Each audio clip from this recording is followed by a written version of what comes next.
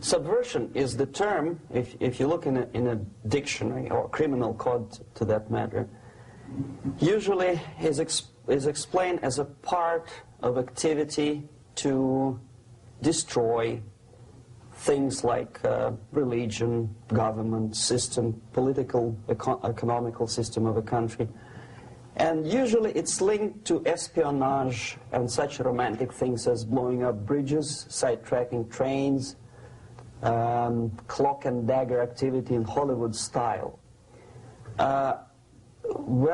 What I'm going to talk about now has absolutely nothing to do with the cliché of espionage.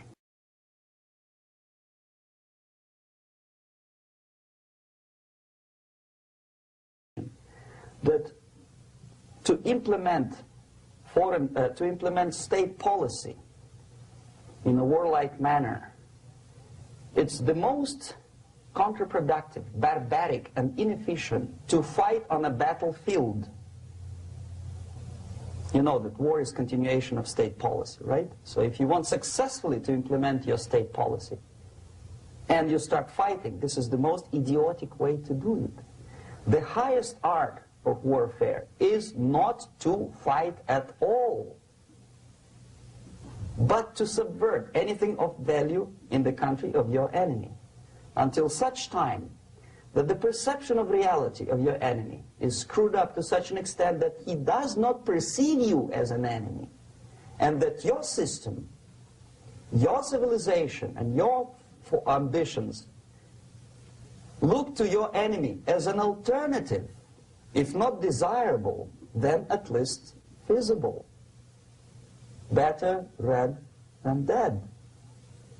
That's the ultimate purpose, the final stage of subversion, after which you can simply take your enemy without a single shot being fired, if the subversion is successful. This is basically what subversion is.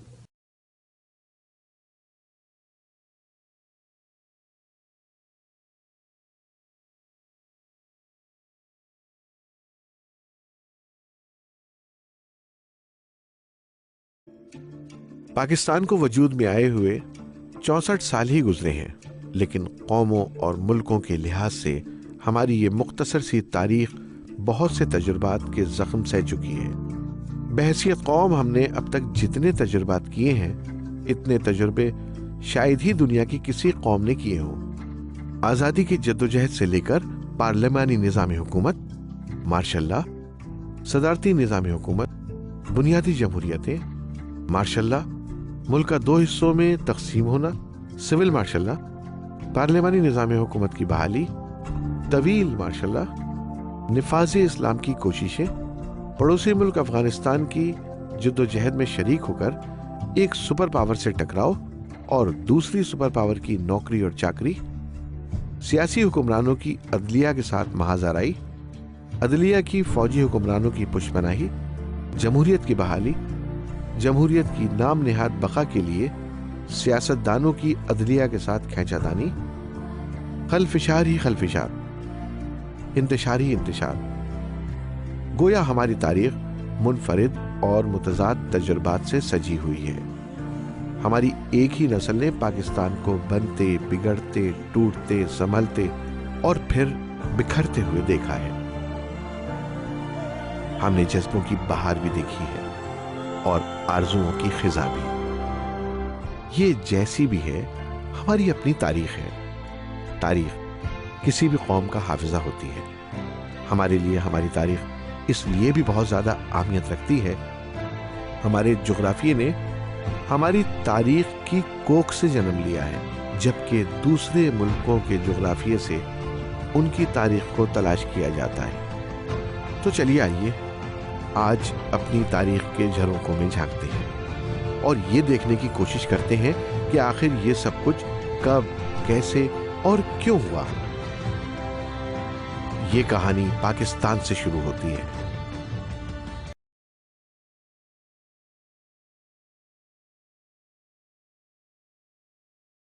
First stage of subversion is the process which is called basically demoralization. It says for itself what it is.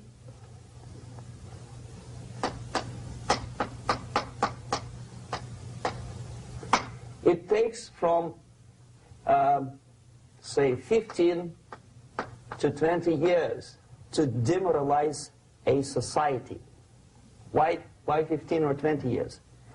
This is the time sufficient to educate one generation of students or children. One lifetime span of a person, a human being, which is dedicated to study, to shaping up the outlook, ideology, personality. No more, no less. Usually it takes from 15 to 20 years. What it includes? It includes influencing, or by various methods, infiltration, propaganda methods, direct contacts, doesn't really matter. I will describe them later.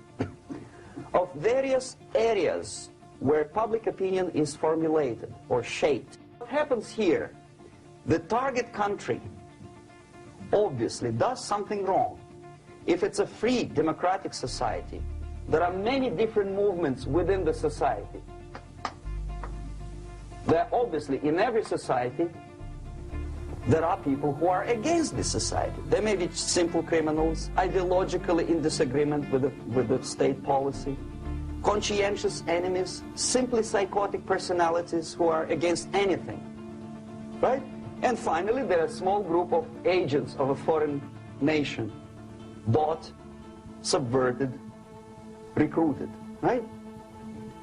The moment all these movements will be directed in one direction, right? This is the time to catch that movement and to continue it until the movement forces the whole society into collapse, into crisis, right? So that's exactly the martial art tactic.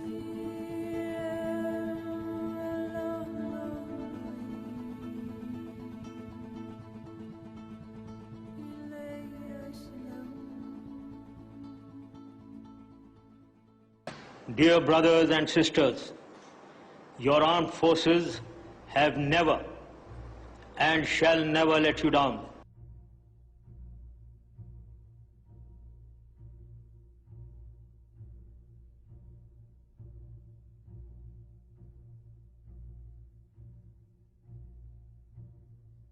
Advantage of these movements, to capitalize on them, is the main purpose of the originator of subversion. So we have religion, we have education, we have social life, we have power structure, we have labor relations, unions, and finally we have law and order. 1, 2, 3, 4, 5, 6. Okay? These are the areas of application of subversion. What it means exactly? In case of religion, destroy it, ridicule it, replace it with various sects, cults, which bring people's attention, faith, whether it is naive, primitive, doesn't really matter. As long as the basically accepted religious dogma is being slowly eroded and taken away from the supreme purpose of religion, to keep people in touch with the supreme being, that serves the purpose. Therefore, replace it, accepted, respected religious organizations with fake organizations. Distract people's attention from the real faith and attract them to various different faiths.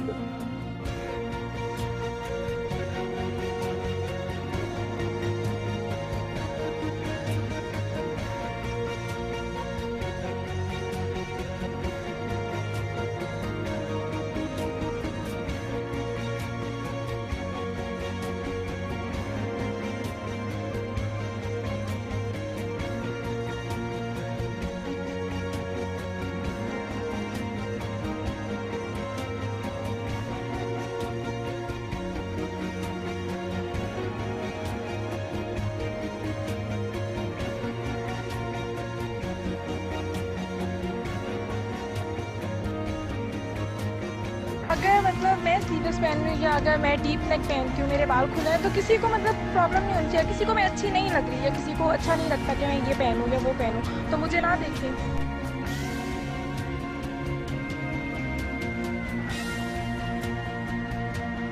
बात यह है कि अगर ये इतना ही बड़ा ये झूठ है तो झूठ है, मैं तो शायर मशरक भी कहते हुए मुझे तो भूख होती है।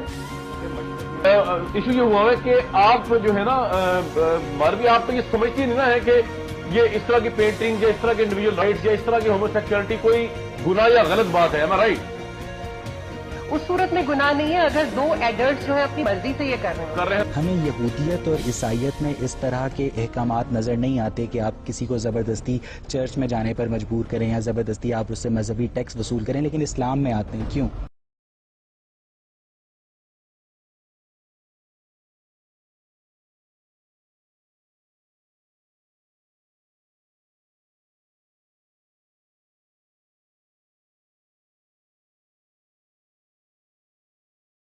नमाज और ज़कात का हुक्म तो लागू हो गया इस्लामी रियासत के जरिए इस्लामी मुआशरे पे, लेकिन एक फ़र्द में खाना क्या है, पीना क्या है, पहनना क्या है, अपना माल कैसे खर्च करना है, तफरीह कैसे करनी है, हमसायों और रिश्तेदारों से सलूक कैसे करना है, छींक आ जाए तो क्या करना है, यहाँ तक कि जिनसी इख्तलात कैसे करना है, हर मामले में मज़हब इंसान को हिदायत देता नज़र आता है। तो क्या मज़हब इंसान को एक रोबोट तस्वुर करता है? उसके बाद जरूरत नहीं रह जाती किसी की। इकबाल को समझने के लिए तो वाकई जो खास तौर पे उसका फारसी कलाम है, उसको तो फारसी आना जरूरी है। वो दीन के बारे में तो कहा गया कि तुम्हारे लिए सहल कर दिया गया। ये जिंदगी बर्बाद ही मुसलमानों की इस तरह के लोगों ने किया। मुसलमानों में कोई हीरो नहीं है, एक रोल मॉडल नबी करीम की जात कुरान है। एक अच्छी शायरी है, लड़ा दे ममोले को शाहबाज से। वो किधर लड़ा दे ममोले को शाहबाज से? ममोला खालिक कायनात ने शहबाज को और तरीके से डिजाइन किया है, ममोला इसलिए डिजाइन नहीं किया था। ये शेरी मुबालगा है। मतलब शायर जितना भी बड़ा हो, इस्लाम में तो वैसे ही कोई शायरी की गुंजाइश नहीं है, तो उसको इतना ज्यादा आउट ऑफ प्रोपोर्शन। और एक और बात कि ये चूंकि इकबाल को नहीं समझा गया, तो इकबाल से बहुत पहले जिल्लत का कारोबार टीम पोजीशंस लेते हैं। इकबाल जैसे शायर बहुत सारे मुल्कों में बहुत बार पैदा होते हैं और चले जाते हैं, और उसके बाद कायदे आजम ने क्या इकबाल को ज़ैद हामिद आपसे एग्री नहीं कर रहे, वो कह रहे हैं कि नहीं इकबाल को, हाँ जी, नहीं भाई सिर्फ वो होते हैं जो बनी नौ इंसान की इज्तिमाई सूरत गरी करें।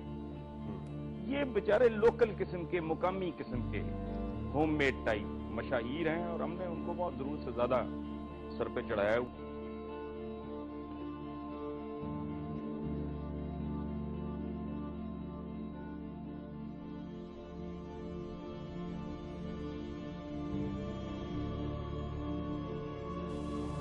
Education distract them from learning something which is constructive, pragmatic, efficient. Instead of mathematics, physics, foreign languages, chemistry, teach them history of urban warfare, natural food, home economy, your sexuality, anything, long as it takes you away, okay? Social life. Replace traditionally established institutions and organizations with fake organizations. Take away the initiative from people. Take away the responsibility from naturally established links between individuals, group of individuals, and society at large, and replace them with artificially, bureaucratically controlled bodies.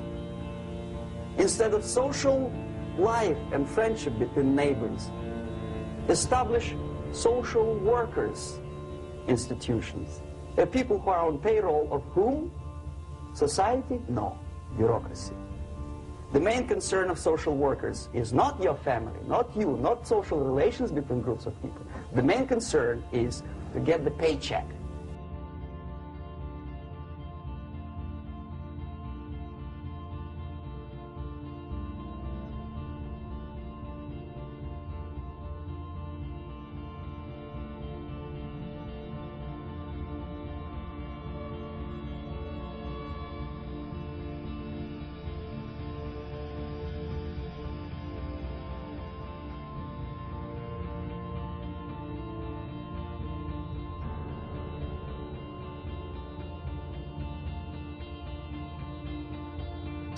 Power structure.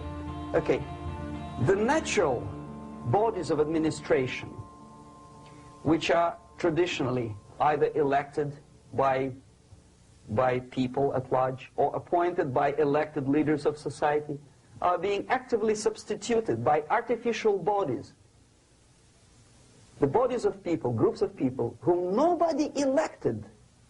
Never. As a matter of fact, most of the people don't like them at all, and yet they exist. One of such group is media. Who elected them? How come they have so much power, almost monopolistic power on your mind? They can rape your mind. But who elected them? How come they have a nerve to decide what is good and what is bad for the elected by you, president, and his administration? Who the hell are they?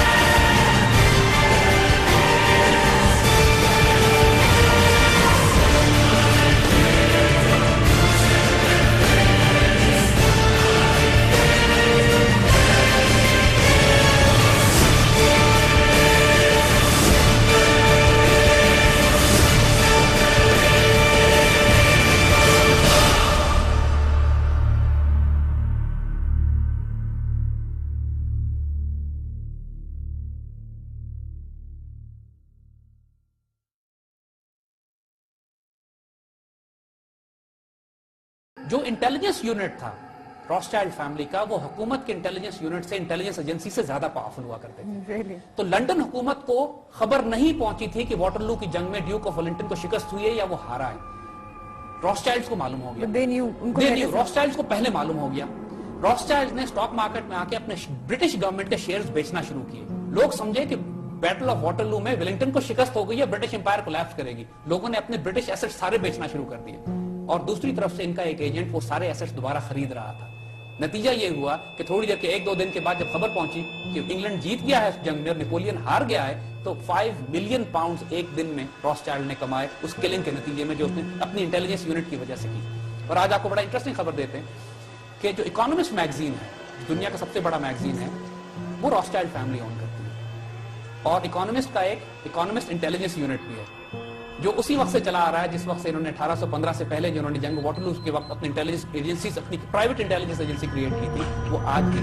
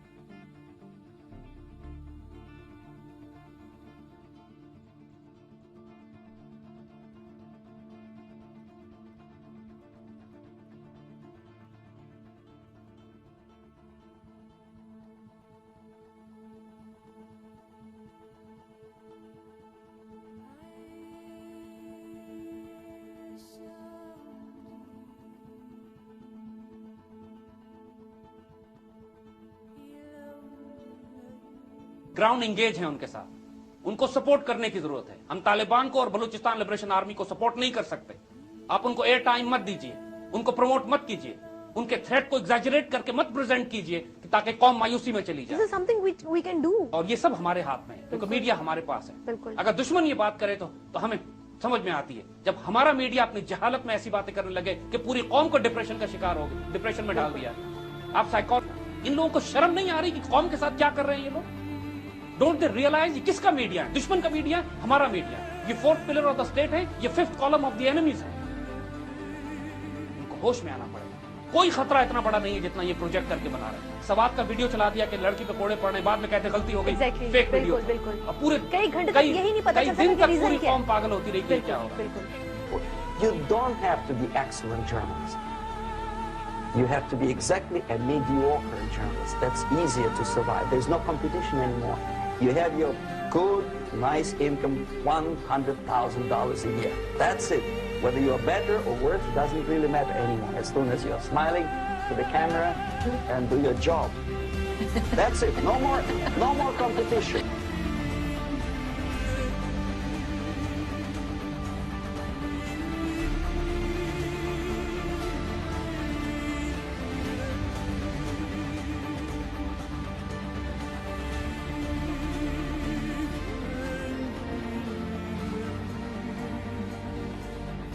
He is a well-respected Pakistani journalist who has met with Osama bin Laden on several occasions. He also is the guy who broke the story about bin Laden's claim that he has nuclear weapons.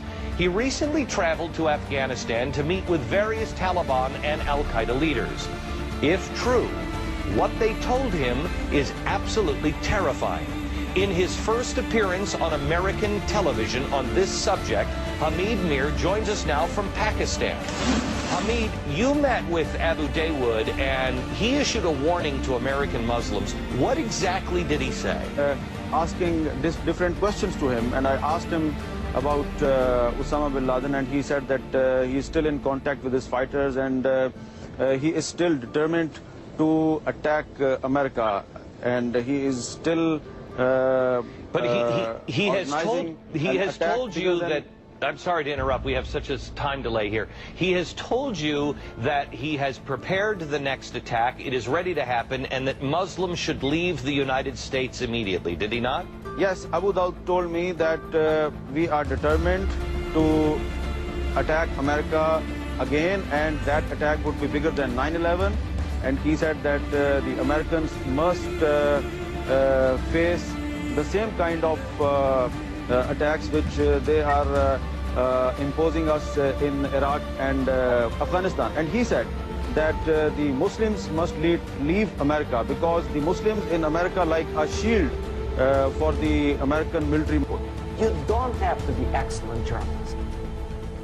You have to be exactly a mediocre journalist. That's easier to survive. There's no competition anymore. You have your good, nice income, $100,000 a year. That's it. Whether you're better or worse doesn't really matter anymore. As long as you're smiling to the camera and do your job. That's it. No more competition.